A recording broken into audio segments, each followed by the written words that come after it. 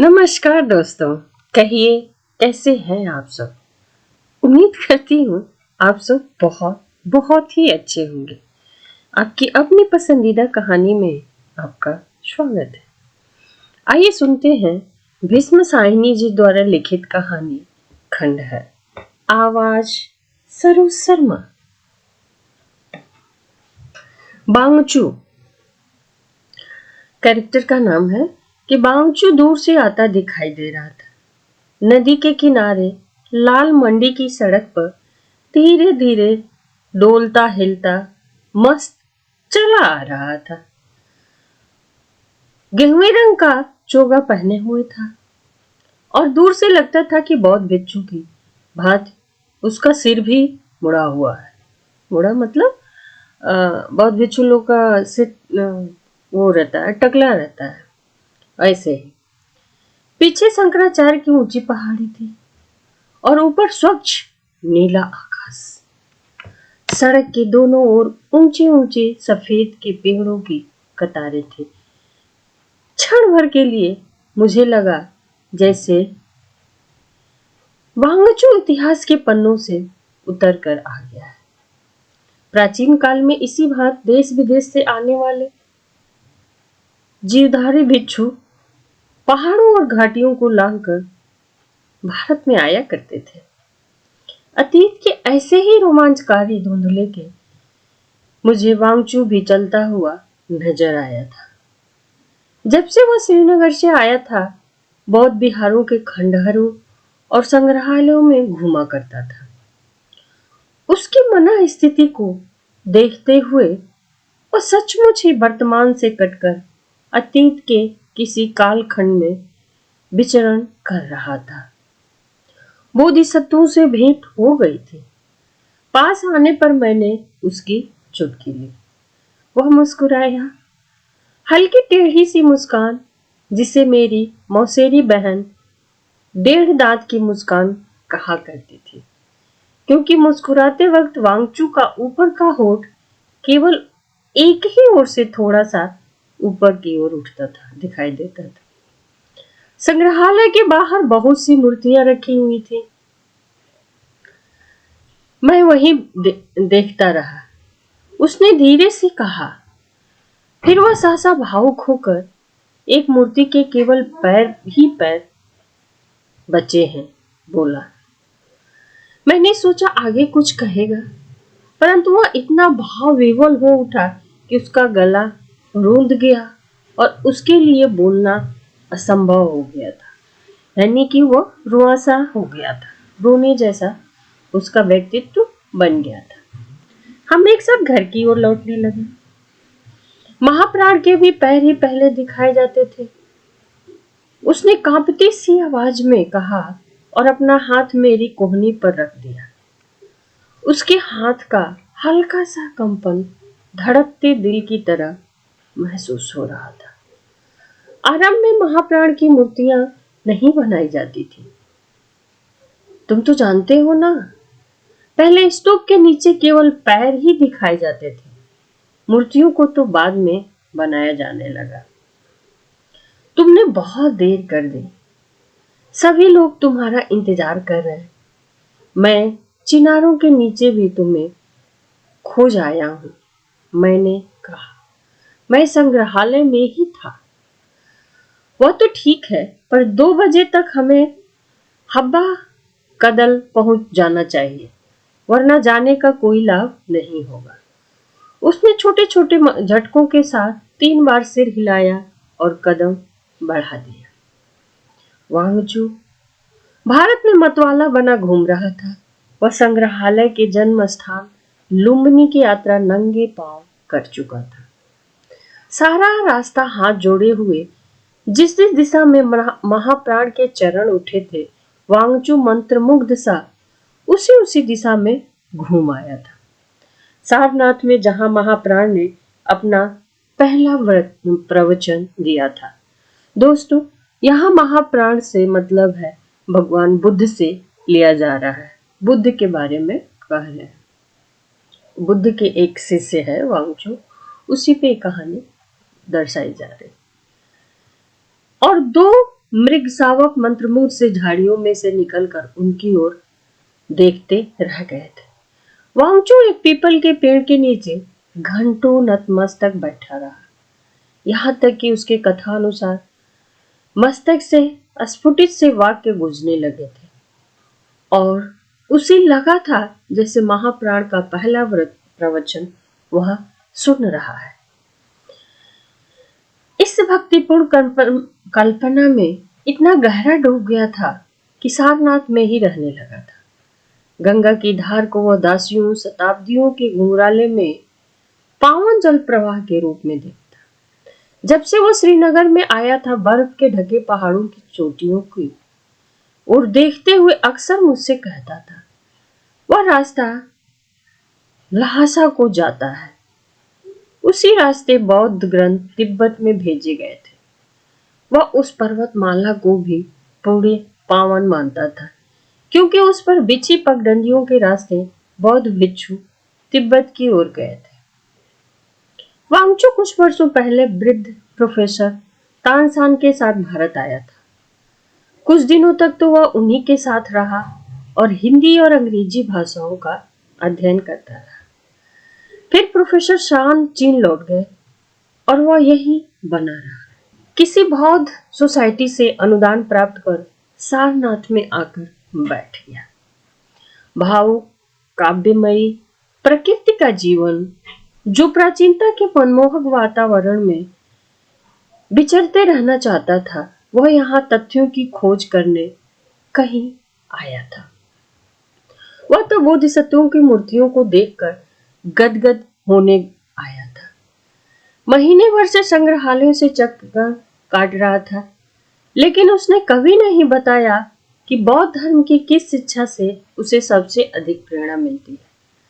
न तो वह किसी तथ्य को पाकर उत्साह से खिल उठता, न उसे कोई संशय परेशान करता था।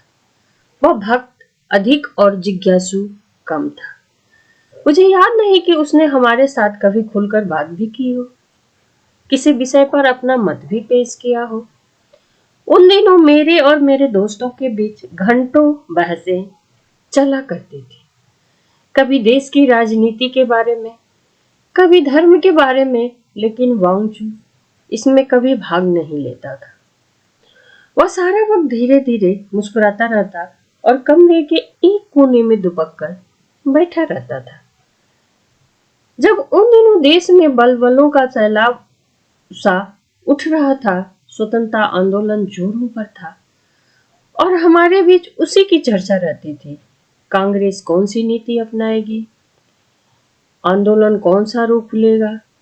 क्रियात्मक स्तर पर तो हम लोग कुछ करते कराते नहीं थे, लेकिन भावात्मक स्तर पर उसके साथ बहुत कुछ जुड़े हुए थे। पर वांगचू की तटस्थता कभी हमें अखरने लगती तो कभी अचंभे में डाल देती थी। वो हमारे देश की ही गतिविधि के बारे में नहीं, अपने देश की गतिविधि में भी कोई विशेष दिलचस्पी नहीं लेता था। उससे उसके अपने देश के बारे में भी पूछो तो मुस्कुराता हुआ सिर हिलाता रहता था। कुछ दिनों से श्रीनगर की हवा भी बदली हुई थी। कुछ मास पहले यहाँ गोली चली थी। कश्मीर के लोग महाराज के खिलाफ उठ खड़े हुए थे। नेहरू जी श्रीनगर आने वाले थे और उनका स्वागत करने के लिए नगर को दुल्हन की तरह सजाया गया था। नेहरू जी श्रीनगर पहुंचे। नदी के रास्ते नावों के जुलूस की शक्ल में उन्हें इधर लाने की योजना थी और इसी कारण मैं वांगचू को खोजता हुआ उस ओर निकल आया था। हम घर की ओर बढ़े जा रहे थे। सहसा वांगचू ठिठक कर खड़ा हो गया। क्या मेरा जाना बहुत जरूरी है? जैसा तुम कहो। मुझे धक्का सा लगा। ऐसे समय में जब लाखों लोग नेहरू जी के स्वागत के लिए इकट्ठे हो रहे हैं, वांगचू का यह कहना कि अगर वह साथ न जाए तो कैसा रहे, सचमुच मुझे बहुत बुरा लगा। लेकिन फिर स्वयं को सोचकर उसने अपने आग्रह को दोहराया नहीं और हम घर की ओर साथ साथ जाने लगे। कुछ देर बाद हब्बा दल के पुल के निकट लाखों की भीड़ में हम लोग खड़े थे। वांगचू तथा मेरे 2-3 मित्र चारों ओर जहां तक नजर जाती लोग ही लोग थे। मकानों की छतों पर, पुल पर, नदियों के ढलानों पर। कई कई बार कनखनियों से वांगचू के चेहरे की ओर देखता रहा कि उसकी क्या प्रतिक्रिया है। हमारे दिल में उठने वाले बलबलों का उस पर क्या असर हुआ। यूं भी वह मेरी आदत सी बन गई है। जब भी कोई विदेशी साथ में हो, मैं उसके चेहरे का भाव पढ़ने की कोशिश करता रहता था। हमारे रीति रिवाज, हमारे जीवन यापन के बारे में उसकी क्या प्रतिक्रिया होती है, यह जानने की मुझे बहुत उत्सुकता रहती थी। वांगचू अधमुदी आंख से सामने का दृश्य देखे जा रहा था। जिस समय नेहरू जी की नाव सामने आई तो जैसे मकानों की छतें भी हिल उठी। राजहंस की सफेद नाव में नेहरू जी स्थानीय नेताओं के साथ खड़े हाथ हिला हिलाकर लोगों का अभिवादन कर रहे थे। हवा में फूल ही फूल बिखर गए थे। मैंने पलटकर वांगचू के चेहरे की ओर देखा। वह पहले की ही तरह निचेष्ट सा सामने का दृश्य देख रहा था। उसके चेहरे पर कोई भाव नहीं थे। आपको नेहरू जी कैसे लगे? मेरे एक साथी ने वांगचू से पूछा। वांगचू ने अपनी टेढ़ी सी आंखें उठाकर चेहरे की ओर देखा, फिर अपनी दांत की मुस्कान के साथ कहा, अच्छा, बहुत अच्छा। वांगचू मामूली सी हिंदी और अंग्रेजी जानता था। अगर तेज बोलो तो उसके पल्ले कुछ भी नहीं पड़ता था। नेहरू जी की नाव बहुत दूर जा चुकी थी। जुलूस अभी भी था। जब वांगचू सहसा मुझसे बोलता है, मैं थोड़ी देर के लिए संग्रहालय जाना चाहता हूं। इधर से रास्ता जाता है, मैं स्वयं चला जाऊंगा। वह बिना कुछ कहे एक बार आंखों से मुस्कुराया और हल्के से हाथ हिलाकर मुड़ गया। हम सभी हैरान रह गए। सचमुच जुलूस में रुचि नहीं रही होगी तो इतनी जल्दी संग्रहालय की ओर अकेला चल दिया। किस बुदम को उठा लाए हो? दोस्तों ने वो बोला। यह क्या चीज है? कहां से पकड़ लाए हो इसे? बाहर का रहने वाला है। इसे हमारी बातों से कोई रुचि नहीं हो सकती। मैंने सफाई देते हुए कहा, वाह, देश में इतना कुछ हो रहा है और इसे रुचि ही ना हो। वांगचू अब तक दूर जा चुका था। भीड़ से निकलकर पेड़ों की कतार के नीचे आंखों से ओझल होता जा रहा था। मगर यह है कौन? दूसरा एक मित्र बोला। न यह बोलता है, न चहकता है, कुछ पता नहीं चलता, हंस रहा है या रो रहा है। सारा वक्त एक कोने में बैठकर दुबका रहता है। नहीं नहीं, बड़ा समझदार आदमी है। पिछले 5 साल से यहाँ पर रह रहा है। पढ़ा लिखा आदमी है। बौद्ध धर्म के बारे में बहुत जानता है। मैंने फिर उसकी सफाई देते हुए कहा। मेरी नजर में इस बात का बड़ा महत्व था कि वो बौद्ध संग्रह, बौद्ध ग्रंथ बांचता है और उन्हें बांचने के लिए इतनी दूर से वह आया है। अरे भाड़ में जाए ऐसी पढ़ाई। वाह जी, जुलूस को छोड़कर म्यूजियम की ओर चल दिए। घर लौटते हुए हम लोग सारा रास्ता वांगचू की ही चर्चा करते रहे। अजय का मत था, अगर वह 5 साल भारत में काट गया है तो अब जिंदगी भर यहीं पर रहेगा। अब आ गया है तो लौटकर नहीं जाएगा। भारत में एक बार परदेसी का आ जाए तो लौटने का नाम ही नहीं लेता है। भारत देश वह दलदल है कि जिसमें एक बार बाहर के आदमी का पांव पड़ जाए तो धंसता ही चला जाता है। निकलना चाहे भी तो नहीं निकल सकता। दिलीप ने मजाक में कहा, न जाने कौन से कमल फूल तोड़ने के लिए इस दलदल में वह घुसता है। हमारा देश हम हिंदुस्तानियों को पसंद नहीं, बाहर के लोगों को तो बहुत पसंद है। मैंने कहा, पसंद क्यों नहीं होगा? यहाँ थोड़े में गुजर हो जाती है। सारा समय धूप खिलती है। बाहर के आदमी को लोग परेशान नहीं करते, जहां बैठा है वहीं बैठा रहने देते हैं। इस पर उन्हें तुम जैसे झंडू भी मिल जाते हैं जो उनका गुणगान करते रहते हैं और उनकी आवा भगत भी करते रहे। तुम्हारा वांगचू भी यहीं पर मरेगा। हमारे यहाँ उन दिनों मेरी छोटी मौसेरी बहन ठहरी हुई थी, वही जो वांगचू की मुस्कान की टेढ़ी दांत की मुस्कान कहा करती थी। चुलबुली सी लड़की, बात बात पर ठिठोली करती रहती थी। मैंने दो एक बार वांगचू को कनखियों से उसकी ओर देखते हुए पाया था, लेकिन कोई विशेष ध्यान नहीं दिया। उस शाम नीलम मेरे पास आई और बोली, आपके दोस्त ने मुझे उपहार दिया है, प्रेम उपहार। मेरे कान खड़े हो गए। क्या दिया है? झुमरों का जोड़ा। और उसने दोनों मुट्ठियां खोल दी, जिसमें चांदी के कश्मीरी चलन के दो सफेद झूमर चमक रहे थे। और फिर वह दोनों झूमर अपने कानों के पास ले जाकर बोली, कैसे लगते हैं? मैं हतबुद्धि सा नीलम की ओर देख रहा था। उसके अपने कान कैसे भूरे भूरे हैं? नीलम ने हंसकर कहा, किसके? मेरे इस प्रेमी के। तुम्हें उसके भूरे कान पसंद है? बहुत ज्यादा। जब शर्माता है तो ब्राउन हो जाते हैं, और गहरे ब्राउन हो जाते हैं। लड़कियां कैसे उस आदमी के प्रेम का मजाक उड़ा सकती जो उन्हें पसंद ना हो? या कहीं नीलम मुझे बना तो नहीं रही? पर मैं इस सूचना से बहुत विचलित नहीं हुआ था। नीलम लाहौर में पढ़ती थी और वांगचू सारनाथ में रहता था, और अब वो हफ्ते भर में श्रीनगर से वापस जाने वाला था। इस प्रेम का अंकुर अपने आप ही जल भून जाएगा। नीलम ने ये झूमर तो तुमने उससे ले लिए हैं, पर इस प्रकार की दोस्ती अंत में उसके लिए दुखदायी होगी। बने बनाएगा कुछ नहीं। वाह भैया, तुम भी कैसी दकियानुसी बातें करते हो। मैंने भी चमड़े का एक राइटिंग पैड उसको उपहार में दिया है। मेरे पास पहले से पड़ा था, मैंने उसे दे दिया। जब लौटेगा तो प्रेम पत्र लिखने में उसे आसानी होगी। वह क्या कहता था? कहता क्या था? सारा वक्त उसके हाथ कांपते रहे और चेहरा कभी लाल होता रहा तो कभी पीला। कहता था मुझे पत्र लिखना, मेरे पत्रों का जवाब देना। और क्या कहेगा बेचारा, भूरे कानों वाला। मैंने ध्यान से नीलम की ओर देखा, पर उसकी आंखों में मुझे हंसी के अतिरिक्त कुछ दिखाई नहीं दिया। मुझे लगा नीलम उसे बढ़ावा दे रही है। उसके लिए वह खिलवाड़ था, लेकिन वांगचू जरूर इसका दूसरा ही अर्थ निकालेगा। इसके बाद मुझे लगा कि वांगचू अपना संतुलन खो रहा है। उसी रात मैं अपने कमरे की खिड़की के पास खड़ा मैदान के चारों ओर देख रहा था।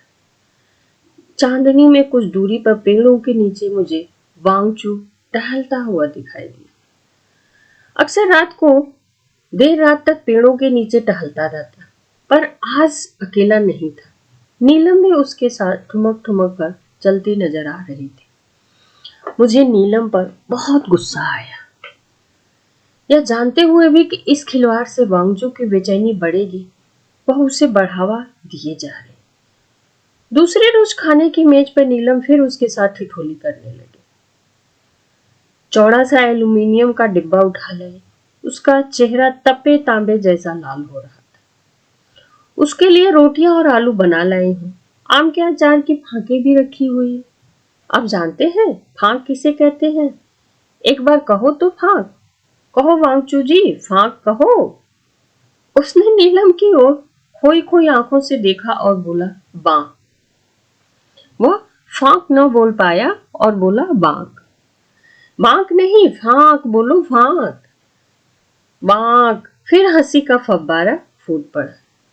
नीलम ने डिब्बा खोला, उसमें से आम का अचार का टुकड़ा निकालकर उसे दिखाते हुए बोली, यह है फांक। इसे कहते हैं फांक। वांगचू की नाक के पास ले जाकर बोली, इसे सूंघने पर मुंह में पानी भर आता है। आया मुंह में पानी? अब कहो फांक। नीलम, क्या फिजूल की बातें कर रही हो? बैठो आराम से, मैंने उसे डांट कर कहा। नीलम बट गई, पर उसकी हरकतें बंद नहीं हुई। बड़े आग्रह से वांगचू से कहने लगी, बनारस जाकर हमें भूल मत जाना। खत जरूर लिखना। अगर किसी चीज की जरूरत हो तो संकोच भी नहीं करना। वांगचू शब्दों के अर्थ को समझ लेता था, लेकिन उसके व्यंग की ध्वनि वह नहीं पकड़ पाता था। भेड़ की खाल की जरूरत हो या कोई नमदा या अखरोट। नीलम, क्यों भैया, भेड़ की खाल पर बैठकर ग्रंथ वांचेंगे? वांगचू के कान लाल होने लगे। शायद वह पहली बार उसे भास होने लगा था कि नीलम ठिठोली कर रही है। उसके कान सचमुच भूरे रंग के हो रहे थे, जिनका नीलम मजाक उड़ाया करती थी। नीलम जी, आप लोगों ने मेरा बड़ा अतिथि सत्कार किया है। मैं बड़ा ही कृतज्ञ हूं। हम सब चुप हो गए। नीलम भी झेप सी गई। वांगचू ने जरूर ही उसकी ठिठोली को समझ लिया होगा। उसके मन को ठेस लगी, पर मेरे मन में यह विचार भी उठा कि एक तरह से यह अच्छा ही हुआ कि नीलम के प्रति उसकी भावना बदले, वरना उसे ही सबसे अधिक पीड़ा हो। वांगचू अपनी स्थिति को जानते समझते हुए भी एक स्वाभाविक आकर्षक की चपेट में आ गया था। सप्ताह के अंतिम दिनों में वह रोज कोई न कोई उपहार लेकर आने लगा था। एक बार मेरे लिए भी एक चोगा ले आया और बच्चों की तरह जिद करने लगा कि मैं और वह अपना अपना चोगा पहनकर एक साथ घूमने जाए। एक दो बार नीलम को भी अपने साथ ले गया था और लौटने पर सारी शाम नीलम बोधिसत्वों की खिल्ली उड़ाया करती थी। मैं मन ही मन नीलम के इस व्यवहार का विरोध करता रहा, क्योंकि मैं नहीं चाहता था कि वांगचू की कोई भावना हमारे घर में जड़ जमा पाए। सप्ताह बीत गया और वांगचू सारनाथ लौट गया। वांगचू के चले जाने के बाद उसके साथ मेरा संपर्क वैसा ही रहा जैसा आमतौर पे रहता है। गाहे बगाहे कभी कभी खत आ जाता था, मैं भी लिख दिया करता था। आते जाते व्यक्ति से उसकी सूचना कभी कभी मिल जाया करती थी। औपचारिक परिचय की परिधि पर ही डोलते रहते हैं, न परिधि लांग कर अंदर आते हैं और न ही पीछे हटकर आंखों से ओझल होते। मुझे इतनी ही जानकारी रही कि उसकी समतल और बधी बधाई दिनचर्या में आज भी कोई अंतर नहीं आया। नीलम और वांगचू के बीच की बात आगे बढ़ी या नहीं, लेकिन लगा कि वह प्रेम भी वांगचू के जीवन पर हावी नहीं हो पाया। बरस और साल बीतते गए। हमारे देश में उन दिनों बहुत कुछ घट रहा था। आए दिन सत्याग्रह होते, बंगाल में दुर्भिक्ष फूटा, भारत छोड़ो का आंदोलन हुआ, सड़कों पर गोलियां चली, मुंबई में नाविकों का विद्रोह हुआ, देश में खंजरें हुई, फिर देश का बंटवारा हुआ। सारा वक्त वांगचू सारनाथ में ही बना रहा। वह अपने में संतोष जान पड़ता था। कभी लिखता है कि तंत्र ज्ञान का अध्ययन कर रहा है। इसके बाद मेरी मुलाकात वांगचू से दिल्ली में हुई। वह उन दिनों की बात है जब चीन के प्रधानमंत्री चाओ एन लाई भारत पर यात्रा पर आने वाले थे। वांगचू अचानक सड़क पर मुझे मिल गया और मैं उसे अपने घर ले आया। मुझे अच्छा लगा कि चीन के प्रधानमंत्री के आगमन पर वह सारनाथ से दिल्ली आया है। उसने बताया कि वह अपने अनुदान के सिलसिले में आया है और यहीं पहुंचने पर उसे UN लाई के आगमन की सूचना मिली। तो मुझे उसके मनोवृत्ति पर अचंभा हुआ। उसका स्वभाव वैसा का वैसा ही था, पहले की तरह। इस बीच उसने कोई पुस्तक अथवा लेखादि भी नहीं लिखे। मेरे पूछने पर इस काम में उसने कोई विशेष रुचि भी नहीं दिखाई। तंत्र ज्ञान की चर्चा करते समय भी वह बहुत झाका नहीं, दो एक ग्रंथों के बारे में बताता रहा। अपने किसी लेख की भी चर्चा उसने की जिस पर वह अभी काम कर रहा था। नीलम के साथ उसकी चिट्ठी पत्री चलती रही। उसने बताया हालांकि नीलम कब की ब्याही जा चुकी थी और दो बच्चों की मां भी बन चुकी थी। समय की गति के साथ हमारी मूल धारणाएं भले ही न बदली, पर उनके आग्रह और उत्सुकता में अस्थिरता सी आ गई थी। पहले जैसी चंचल नहीं थी। बोधिसत्वों के पैरों पर अपने प्राण निछावर नहीं करता फिरता था। पहले की भांति थोड़ा खाता, थोड़ा पढ़ता, थोड़ा भ्रमण करता और थोड़ा ही सोता था। खाना खाने के बाद हमारे बीच बहस छिड़ गई। सामाजिक शक्तियों को समझे बिना तुम बौद्ध धर्म की को भी कैसे समझ पाओगे। कभी वो मुस्कुराता, कभी सिर हिलाता, सारा वक्त नरसिंहों की तरह मेरे चेहरे की ओर देखता रहा। मुझे लग रहा था कि मेरे कहे का उस पर कोई असर ही नहीं हो रहा है। चिकने घड़े पर मैं पानी डाल रहा हूँ, मुझे ऐसा लग रहा था। हमारे देश में न सही, तुम अपने देश के जीवन में तो रुचि लो। इस पर भी वह सिर हिलाता और मुस्कुराता रहा। जानता था कि एक भाई को छोड़कर चीन में उसका कोई नहीं है। 1929 में वहां पर कोई राजनीतिक उथल पुथल हुई थी, उसमें उसका गांव जला दिया गया था और सारे सगे संबंधी मारे गए थे या कोई भाग गए थे। ले देकर एक भाई बचा था और वह पैकिंग के निकट किसी गांव में रहता था। वर्षों से वांगचू का उसका संपर्क टूट चुका था।